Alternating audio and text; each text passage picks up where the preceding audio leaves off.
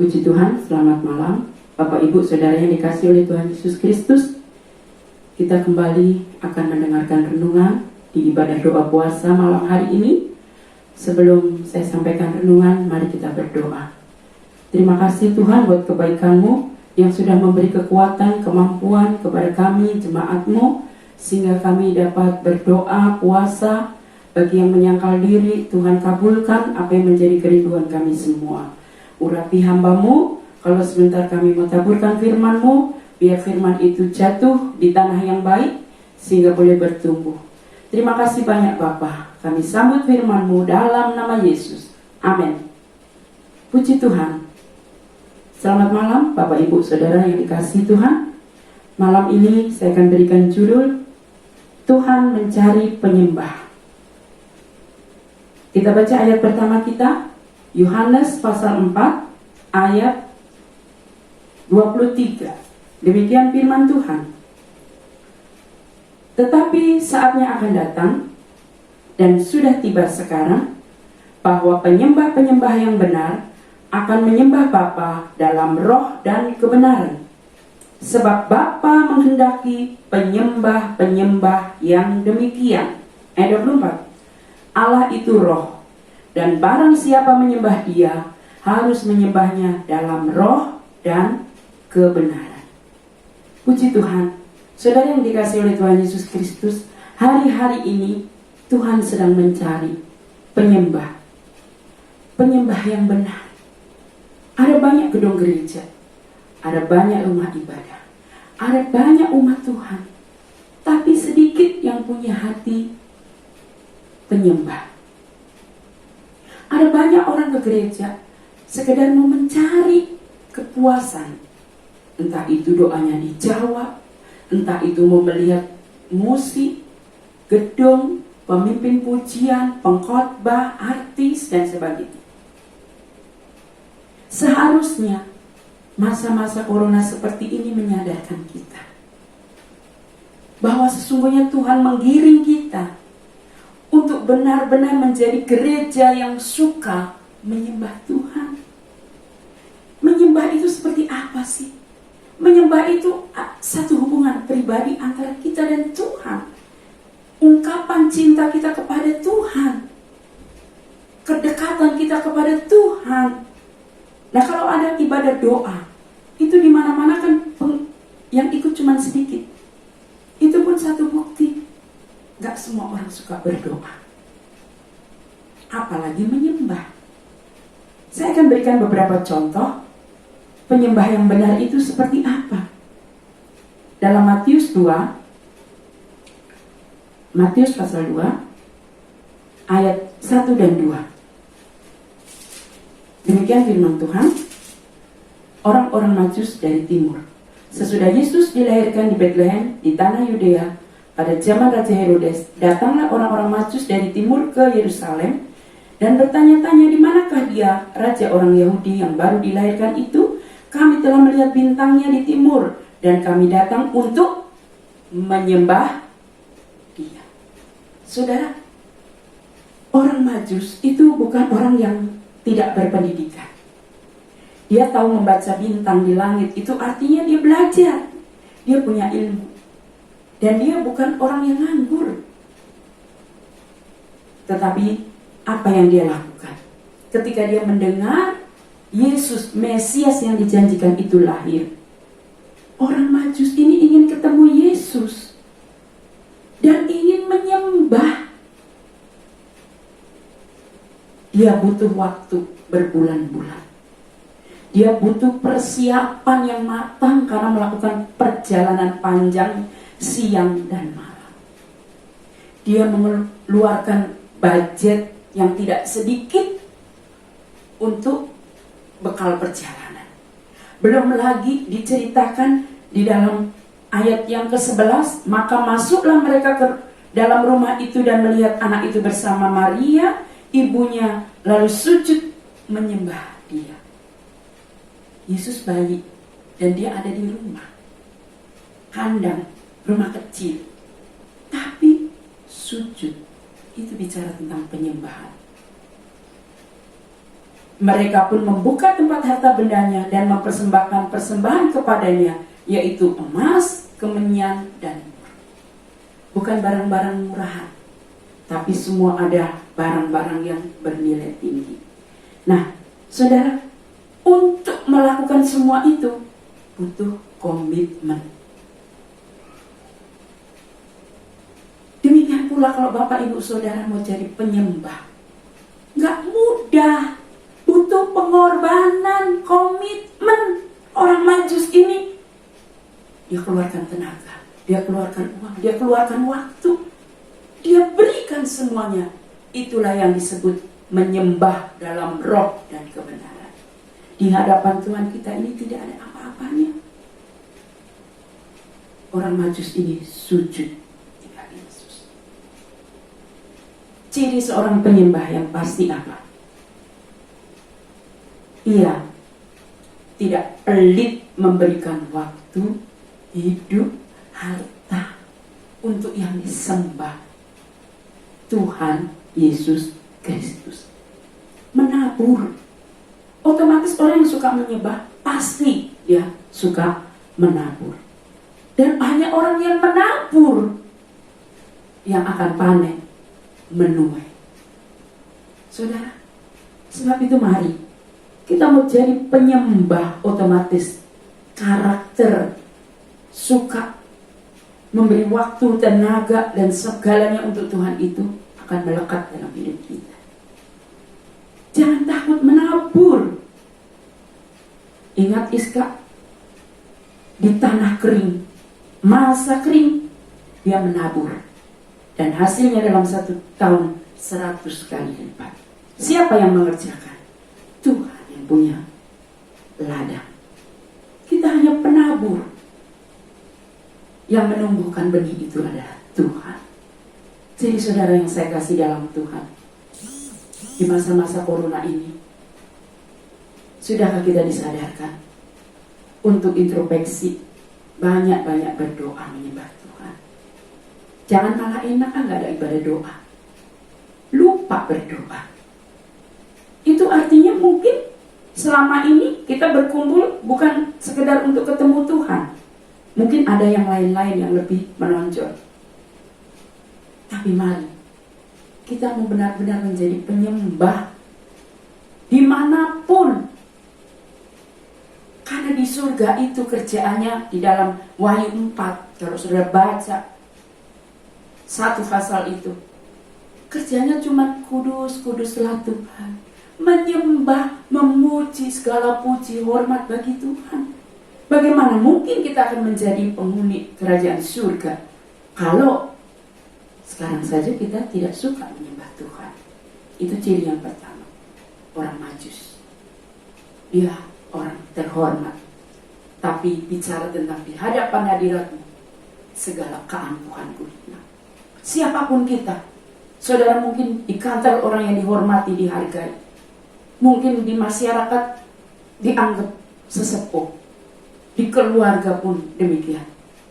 Tapi saudara, di hadapan Tuhan kita tidak ada apa-apa. Mari kita mau memberi penyembahan yang terbaik untuk Tuhan. Yang kedua, Lukas pasal 7 ayat 36. Demikian firman Tuhan. Yesus diurapi oleh perempuan berdosa. Seorang Farisi mengundang Yesus untuk datang makan di rumahnya. Yesus datang ke rumah orang Farisi itu, lalu duduk makan. Di kota itu ada seorang perempuan yang terkenal sebagai seorang berdosa. Ketika perempuan itu mendengar bahwa Yesus sedang makan di rumah orang Farisi itu, datanglah ia membawa sebuah buli-buli pualam berisi minyak wangi. Ayat 38. Sambil menangis, ia pergi berdiri di belakang Yesus dekat kakinya, lalu membasahi kakinya itu dengan air matanya dan menyekanya dengan rambutnya. Kemudian ia mencium kakinya dan meminyakinya dengan minyak wangi itu. Saudara, yang kedua, ciri seorang penyembah. Saudara, perempuan ini datang membawa buli-buli berisi minyak. Lalu dia duduk dekat kaki Yesus, membasahi kaki Yesus dengan air mata. Mungkin gak dia berdiri kaki Yesus bisa dibasahi? Pasti dia sujud di kaki Tuhan Yesus. Dia lupakan segala keakuannya. Dia sujud, dia keluarkan air matanya di kaki Yesus. Lalu menyeka dengan rambutnya. Rambut saudara, rambut saudara dipegang aja kadang gak rela. Kalau orang yang gak kenal, ini rambut buat mengelap itu kaki Yesus. Bukan itu saja, mencium kaki Tuhan dengan sujud. Itu bicara tentang penyembahan yang total. Apakah Yesus menolak penyembahan orang berdosa ini? Saudara, di sini kita melihat perempuan berdosa ini, dia bisa saja diusir. Zaman itu perempuan berdosa, jangankan mendekat, baru kelihatan aja udah dihakimi, dia orang berdosa. Tapi perempuan ini, dia tidak memusingkan dengan apa kata orang. Ya, perempuan ini tidak punya hati yang mudah tersinggung. Pasti ada beberapa orang juga yang sudah menolak dia untuk masuk, tetapi dia nggak tersinggung, dia tetap berusaha.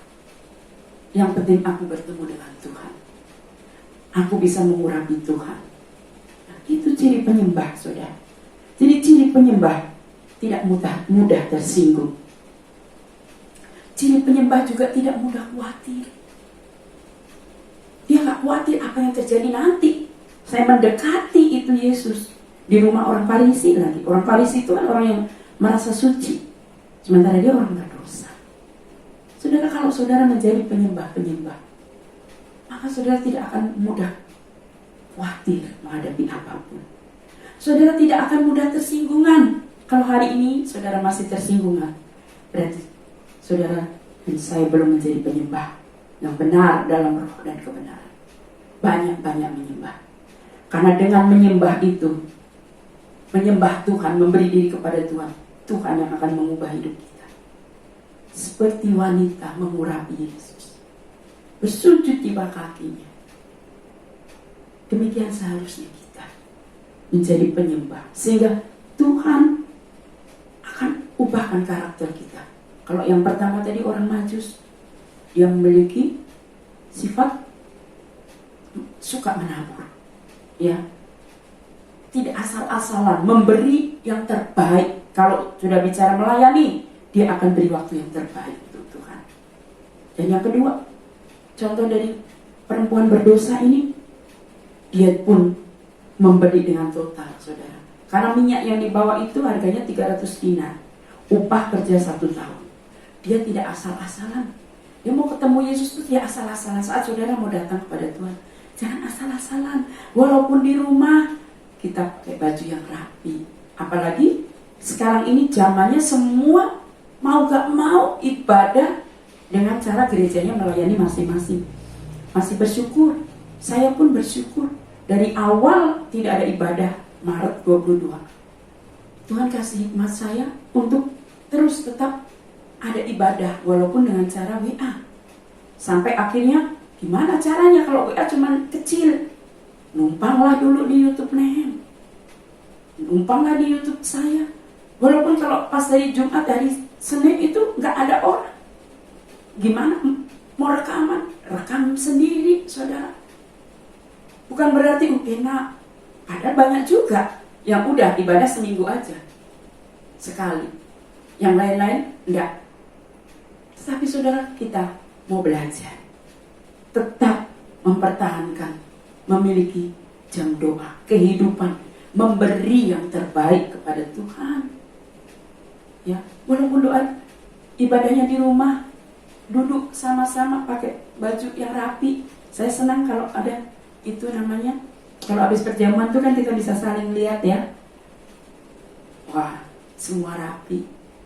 Itu bukti saudara penyembah-penyembah yang benar. Sehingga saudara menghargai hadirat Tuhan, memberi diri total saat datang kepada Tuhan. Ya. Dan pasti hidup saudara akan tidak menjadi orang yang gampang panik, gampang khawatir.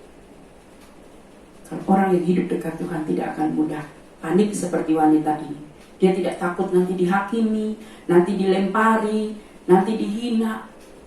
Bahkan dia tidak tersinggung. Dan dia tidak asal-asalan. Dia memberi yang terbaik. Minyak narwastu, bulik-bulik yang mahal, rambut mahkotanya, air matanya, mukanya, saudara, mencium Yesus. Penyembahan yang luar biasa. Jadi saudara, itu ciri penyembah. Dia tidak sombong. Apa yang dapat kita banggakan, saudara? Hidup kita ini hanya sementara. Semua karena berkat Tuhan. Mari kita mau beri diri kita untuk menjadi penyembah yang benar. Dan yang ketiga, saudara, penyembah, kita akan baca itu di dalam Matius pasal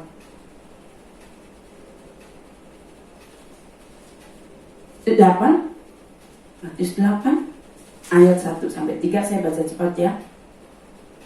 Yesus menyembuhkan seorang sakit kusta. Setelah Yesus turun dari bukit, orang banyak berbondong-bondong mengikuti dia.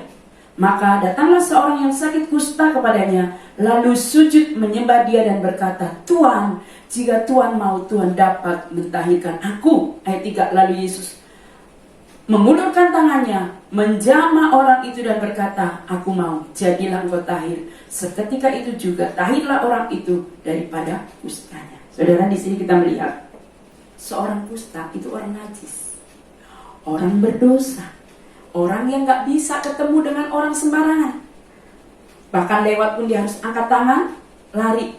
Kusta, kusta, najis, najis. Haram. Tapi lihat imannya yang luar biasa. Orang boleh gak menerima dia, tapi dia menunggu Yesus turun dari bukit. Diceritakan ketika Yesus turun dari bukit, segera mungkin orang kusta ini, guru, kalau engkau mau mentahirkan aku. Iman yang luar biasa. Dia orang najis, dan tidak mungkin dia akan sembuh, dia tahu itu.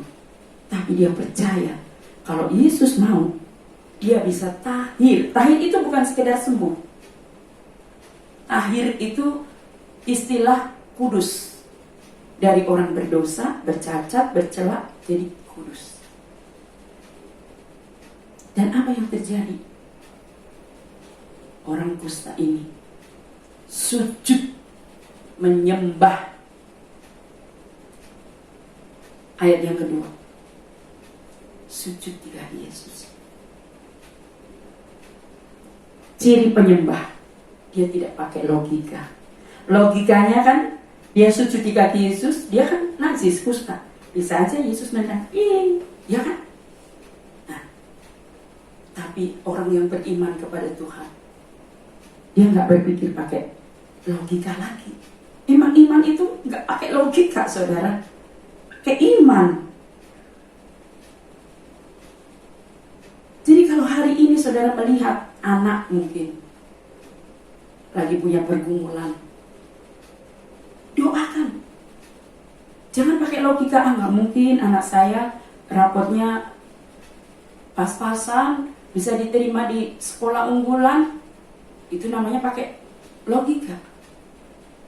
Tapi kalau kita berdoa untuk anak kita yang pas-pasan itu, Tuhan bisa ubah.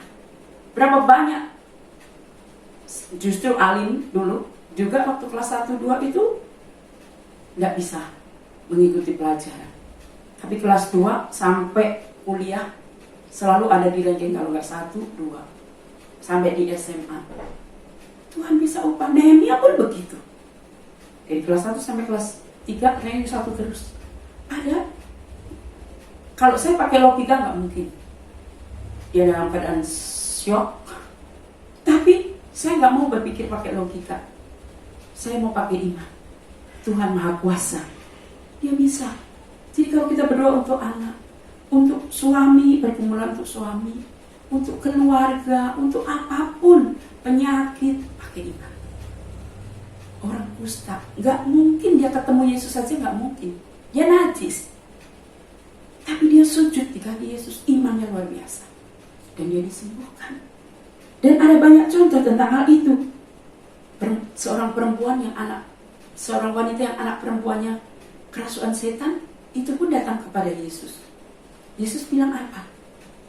Gak baik memberikan roti kepada anjing. Perempuan ini dianggap anjing, gak layak. Tapi perempuan ini, dia berkata apa? Benar Tuhan. Tapi anjing pun berhak untuk makan remah-remah yang jatuh dari meja tuannya. Dalam cerita itu ada di Matius 15 ayat 26 sampai 28. Dan Yesus bilang apa? Besar imanmu, anakmu sembuh. Anaknya yang gila itu gak mungkin sembuh. Gila, kerasukan setan, zaman dulu itu namanya gila. Dan ada cerita tentang orang kerasukan setan juga yang tinggal suka di kuburan-kuburan. Sembuh. Sesuatu yang gak mungkin terjadi. Ciri seorang penyembah, dia akan selalu pakai iman bahwa Allah kita dahsyat luar biasa. Contoh perempuan pendarahan 12 tahun itu juga pakai iman. 12 tahun mengeluarkan darah.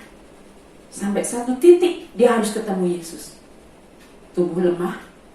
Kita lihat bagaimana itu usahanya untuk merangkak sampai menyentuh jumbai. Jumbai itu jubah paling ujung sana, ada benang-benang cat, kayak benang-benang pinggiran gitu. Jumbainya dia sentuh. Itu bicara penyembahan serendah-rendahnya. Karena dia tahu saat dia, aku jamah saja jubahnya, aku sembuh. Dan apa yang terjadi? Yesus merasa ada sesuatu yang keluar dari tubuhnya. Siapa yang menyembah aku? Apa Yesus nggak tahu? Yesus tahu. Tapi Yesus ingin mendengar dari mulut perempuan itu. Perempuan itu akhirnya berkata, aku udah 12 tahun. Perempuan itulah yang menjamah jubah Yesus. Dan seketika itu juga sembuh. Jadi saudara, malam ini, mari, walaupun saudara sendiri, jangan sedih. Justru saat saudara sendiri berdoa pada Tuhan, orang-orang sekitar saudara yang belum tergerak nanti, karena lebih baik itu praktek teladan. Teladan itu lebih nyata daripada kata-kata. Lakukan saja. Saudara mungkin jadi tiang doa dalam rumah tangga saudara. Sehingga membawa akhirnya yang lain pun kita bisa bawa jadi penyembah-penyembah yang benar. Sebab itu malam ini saudara, mari. Kalau kita tahu gereja hari-hari ini banyak yang lupa dan tidak lagi mengutamakan menyembah Tuhan. Ya, jarang. Tetapi mari kita tetap menjadi penyembah, karena inilah saatnya Tuhan mencari penyembah-penyembah yang benar, menyembah dalam roh dan kebenaran. Puji Tuhan, mari kita mau sama-sama menyembah di rumah kita masing-masing. Tapi sebelumnya saya akan berdoa untuk firman ini. Terima kasih Tuhan buat firman-Mu. Ajar kami untuk menjadi penyembah yang benar. Seorang penyembah, dia tidak akan memperhitungkan waktunya, tidak akan memperhitungkan tenaganya. Dia hanya fokus ingin menyenangkan hati Tuhan. Ajar kami menjadi gereja yang suka menyembah, pribadi yang suka menyembah. Karena di surga nanti pekerjaan kami hanya menyembah Tuhan. Kalau kami menyembah Tuhan, otomatis itu akan bentuk pribadi kami menjadi pribadi yang suka menabur. Pribadi yang suka mencintai Tuhan dengan total. Pribadi yang tidak tersinggung, pribadi yang tidak khawatir, pribadi yang menyenangkan Tuhan. Terima kasih buat firman-Mu. Urapi setiap kami, berkati setiap kami, tumpangkan tangan-Mu yang penuh berkat itu, supaya tidak satu orang pun yang kehilangan berkat di momen doa malam ini. Tapi semuanya dijamah diberkati Tuhan. Dalam nama Yesus kami berdoa. Amin.